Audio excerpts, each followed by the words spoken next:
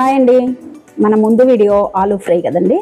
దానికి కాంబినేషన్గా మిరియాలు చారు చేసుకుందాం అన్నా కదా, అది ఎలా తయారు చేసుకుందామో చూద్దాం. ముందుగా దీనికి కావాల్సిన పదార్థాలు చూద్దాం రండి.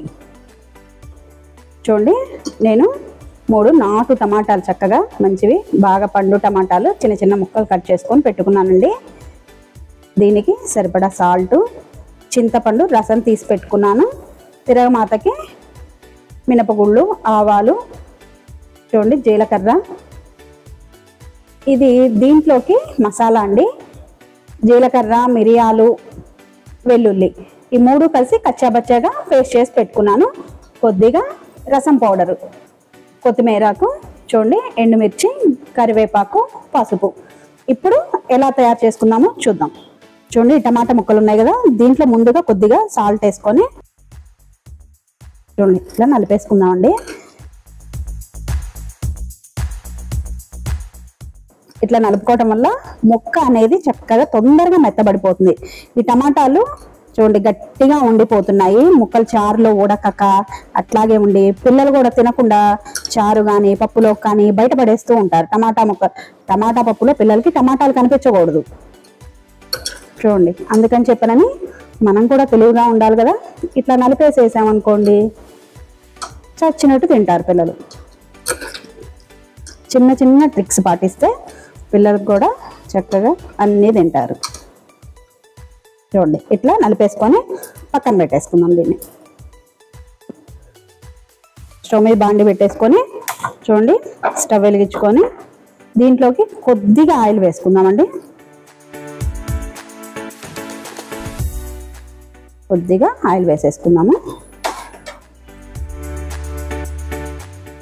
ఈ ఆయిల్ హీట్ అయిందండి. ఇప్పుడు దీంట్లోకి చూడండి ఇందాక నలిపి పెట్టుకున్నాం కదా మనం టమాటా ముక్కలు, ఇవి వేసేసుకున్నాం.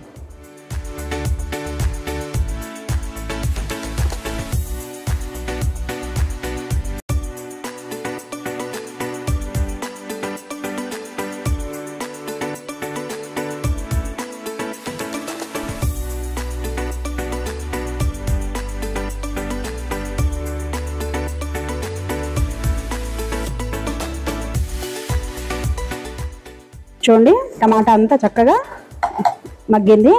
ఇప్పుడు దీంట్లోకి చూడండి చింతపండు రసం పోసేసుకున్నాము. చారు పొడి కొద్దిగా, ఈ చారు పొడి కొద్దిగా వేసేసుకుందామండి.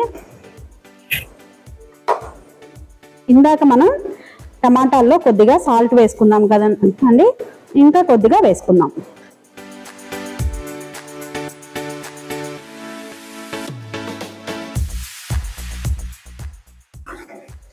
చూడండి సాల్ట్ అనేది మీ రుచికి సరిపడా వేసుకోండి. ఈ చారు పొడి, ఈ చింతపండు రసం అనేది 2 నిమిషాలు తెరిలితే సరిపోతుందండి.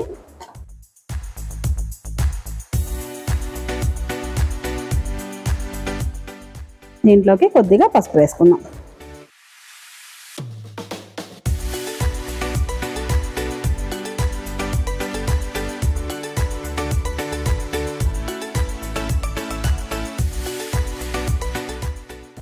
చూడండి చింతపండు, ఈ రసం పౌడరు, చక్క టమాటాలు అన్నీ మగ్గిపోయినాయి.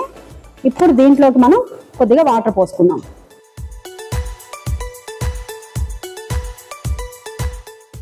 వాటర్ కొద్దిగా తెరలాలండి.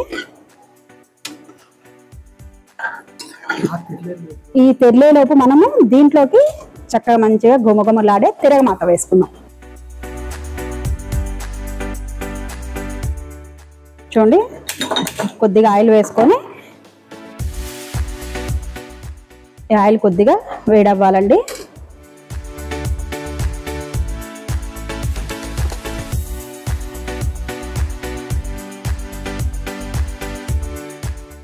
ఇప్పుడు దీంట్లోకి కొద్దిగా ఆవాలు, ఈ ఆవాలు అనేది చూడండి చక్కగా చిటపట్లాడాలి.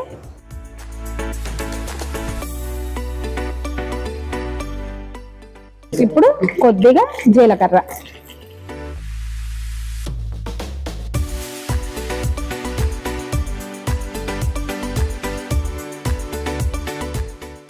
నాలుగు ఎండుమిరపకాయ, చూడండి ముక్కలు.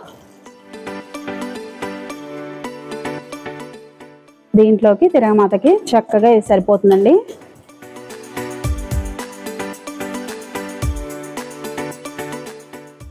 ఇది వేగిందండి. ఇప్పుడు దీంట్లోకి చూడండి ఇంగు వేసుకుందాం. కొద్దిగా తిప్పేసుకొని కొద్దిగా కరివేపాకు వేసేసుకున్నాం.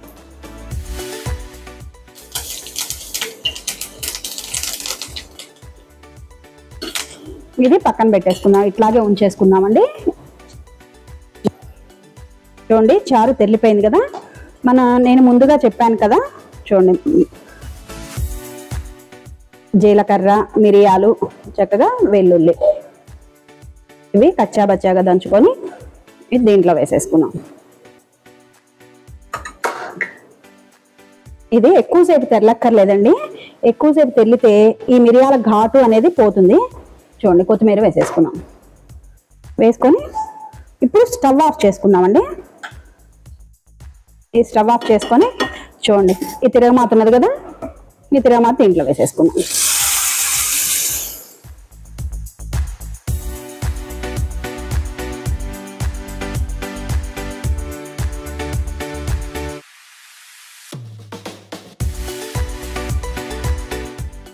చూడండి చక్కగా గుమగుమలాడే మిరియాల చారు రెడీ అయిపోయింది.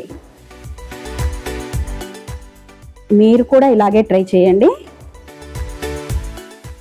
ముందుగా మా ఛానల్ మీకు నచ్చినట్టయితే లైక్ చేయండి, షేర్ చేయండి, సబ్స్క్రైబ్ చేయండి.